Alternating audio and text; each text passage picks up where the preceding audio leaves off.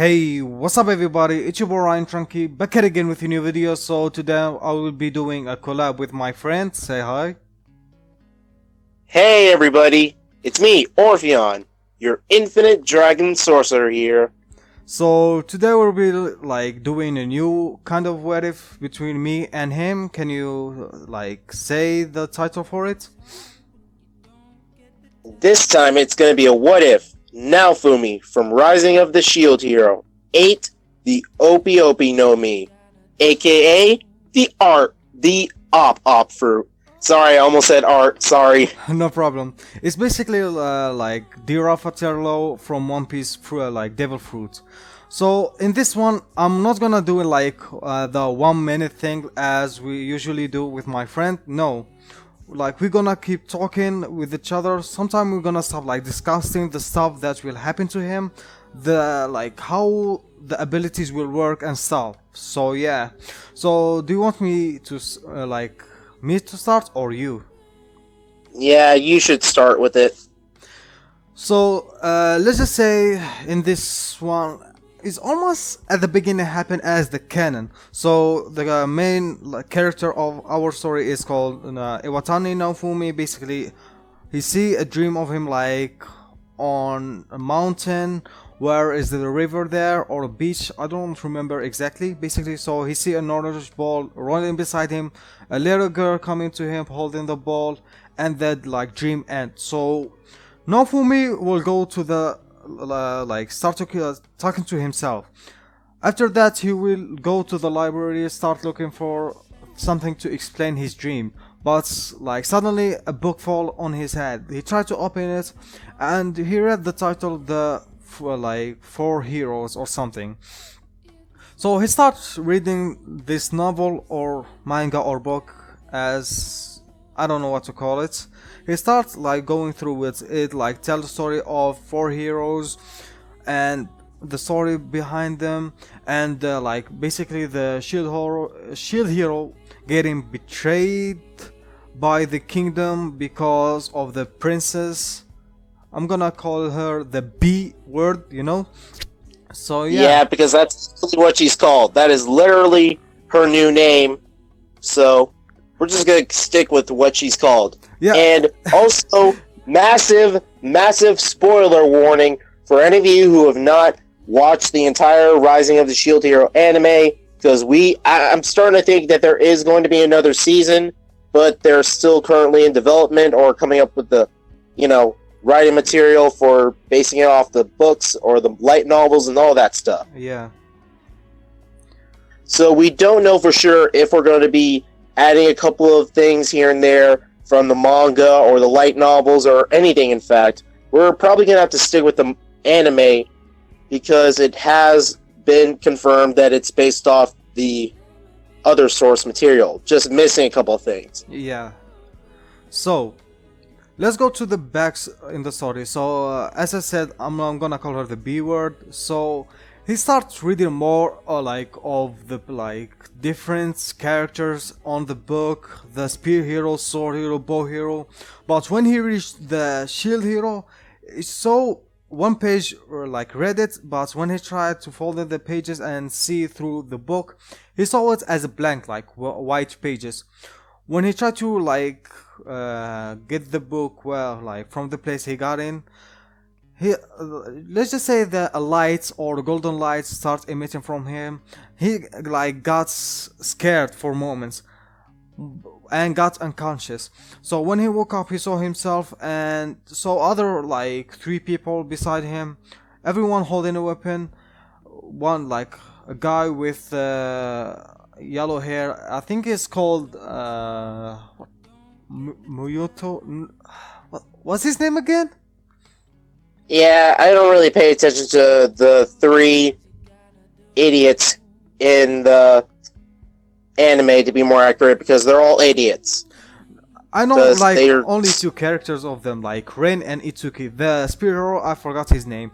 So let's just call him guy with his brain in his pants. Let's just call him that. So do you wanna call him Rick or Dick? How about retard to be more accurate because he's a total idiot. Okay, let's call him retard. And Ren holding a sword and Itsuki holding a bow. Like his one like looked his like on himself. He saw the shield stuck on his right hand. So basically, this let's say almost the thing happened. I'm gonna do a time skip, like when the like Naofumi gets betrayed and gets banished from the kingdom. Basically, like this, everything happened the same. So, I'm gonna Given to him by the shopkeeper of the weapons shop because he was at first questioning if Naofumi actually did that, but after getting a closer look at Naofumi, he believes he's not guilty. He looked into his eyes and knew he wasn't the type of person to do something like that. So he actually gave him a little discount for the suit of armor he's been building for him specifically, but he will have to pay him back. And not only does Naofumi have to go immediately fight a bunch of those orb monsters with teeth, I'm just going to call them orbs because, he's been building for him specifically, but he will have to pay him back.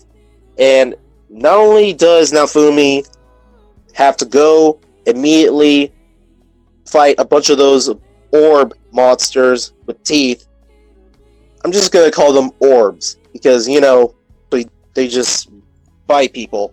And I don't know if it actually hurt you. It depends on the person you're asking, I guess. And he manages to level up a little bit, but it's not very effective. Because he doesn't have a party, he doesn't have any offensive skills, and all of his skills are based off defense. So he's more or less not doing well. And even if he manages to defeat some of the orb monsters, he does gain a little bit of experience, but he doesn't have much material to work with because their level is very low. And he can't fight tougher monsters because they're stronger than him. And he would probably not last much longer.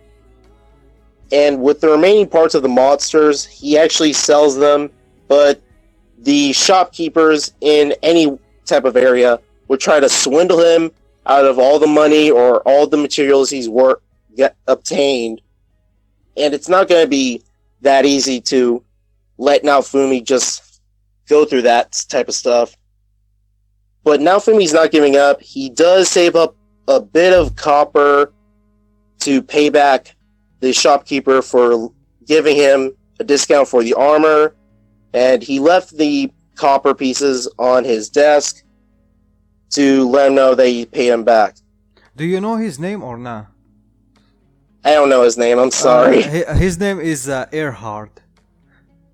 Earhart. Yeah. Earhart? Yeah. Huh. Yeah. Well, I'll be danged.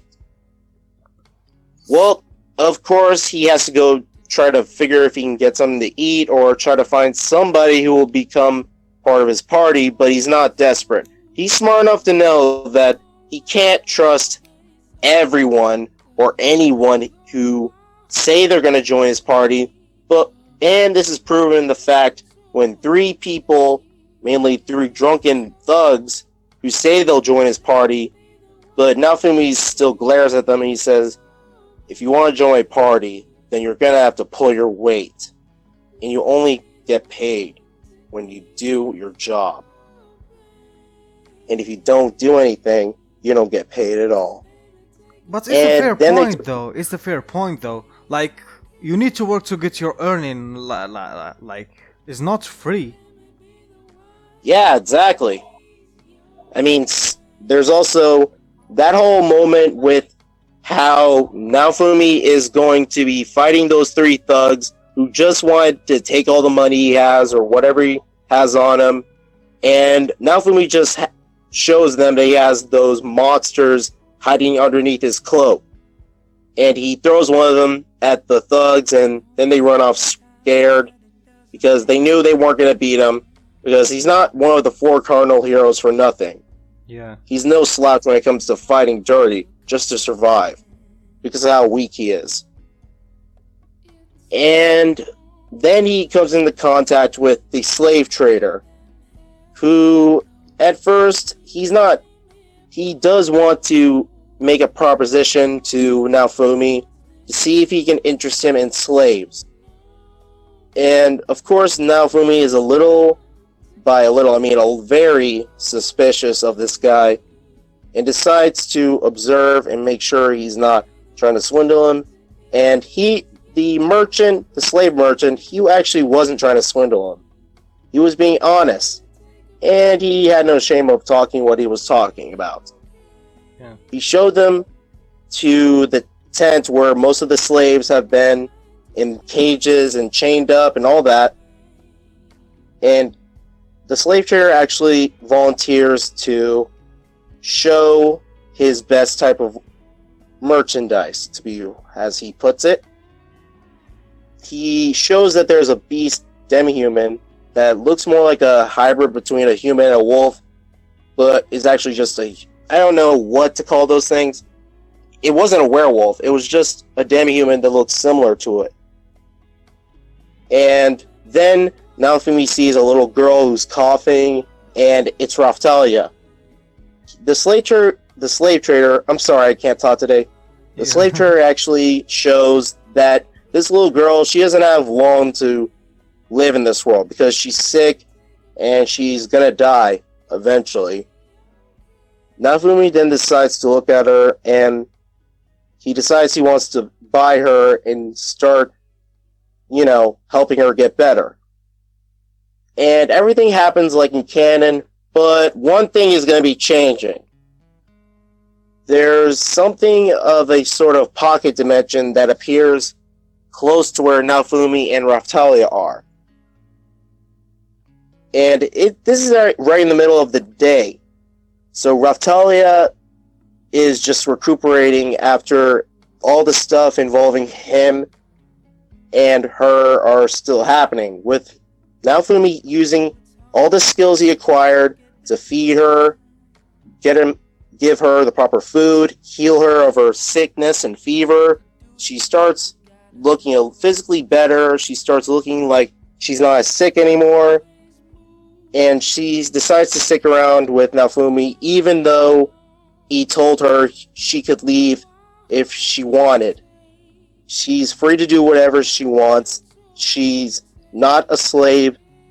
She's just a kid that is all alone due to the waves of catastrophe destroying her village and killing her parents. And she was technically a slave before, right after most of the soldiers of the kingdom just abducted some of the people that were demi-humans, mainly the entire village that were survivors and all that. So that still happens like in canon. So I'm going to let you explain some more of this, Ray and Chunky, because I think I might have covered most of the bases close to where the pocket dimension shows up. That's sort of going to be like a quest involving the devil fruit. Yeah. So basically, how does he get this quirk? Basically, the first step, he needed to get betrayed. So none of the heroes got betrayed, so they can't get this quest or will never get it. Because we are the authors of this what ifs, and we hate them, so no.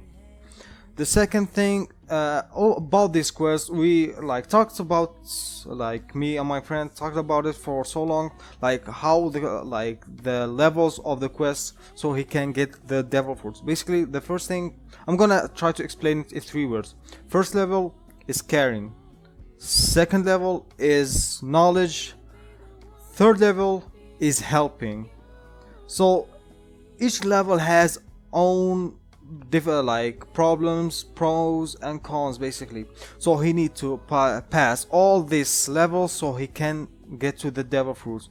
So we talked about it a little bit, and we decided that the devil fruits will choose he's the next user and stuff. And the abilities we talked about, in One Piece, I think Law had a slash ability, he can cut the enemies and make weird ass things with it. So, and he has this dome room, and he make like basically he's a god in there. So yeah. So let's just say the event. How will he get the Opi no Mi? So let's just say where Naofumi and Raftalia try to fight the like dog with the two head things. Basically, when they killed it, Naofumi noticed something like the dimensions open to him and the quest unlocked. So when he tried to get in with Raftalia, like it says that you need to enter only, so the dimensions like it will be working different thing. So let's say like 1 second outside of the dimension, it will be, let's just say, a lot of times until he get to the devil fruit. So I don't want to make it a long time, so yeah. So let's say that when Raftalia tried to get in with Naofumi, should I make her get in with him or nah? Yeah, it's probably, you know what? Maybe she should be able to go in there with him so she can see how much of a caring person he is. Because he is. He is a caring person. So, let's say that Naofumi and Raftalia got in. And when they got in, the gate closed behind them. Like it will not open until he finish his quest, basically. So he tried to walk around the village, and so it's an empty, like, so he tried to look around until he saw a man like bloodied. He had like scars around him and a big like he was really injured. So Naofumi was hesitant at first to try to help him, but Raftalia screamed at him and said him, "Let's help him, please, don't let him die," and stuff. So Naofumi decided to help the man and try to make like potion for him, heal his wound, and put some bandages on him, if even they exist though. So the first quest, I think I said them in the wrong, like, so it's helping, knowledge focus, and the last one is caring. So let's say the first level he passed it kind of easy, but it took him time. If I might say, in that dimension it's probably 3 or 2 months, if it's logical. Yeah, it does make sense considering the fact that it would make sense for him to try to get more used to his new ability. Yeah. And there's also the fact being that each and every stage time goes a lot different compared to outside the pocket dimension. So it's going to be sort of like a hack, but not by much. So a couple of minutes, and it'll be a couple of minutes outside the dimension, but in actuality it'll just be 3, 4, possibly 4 hours. Yeah. So. And it would actually vary between the difficulty of each and every stage, but there's only 2 stages left. But in particularly, the last stage is going to be more difficult. The second one and the last one will be difficult because he needs, in the second one, he needs knowledge and analytic kind of, like as Izuku as Izuku writing his notes about the pros and cons, power points and weakness points. He needs to be like that. Like he needs to have a big brain.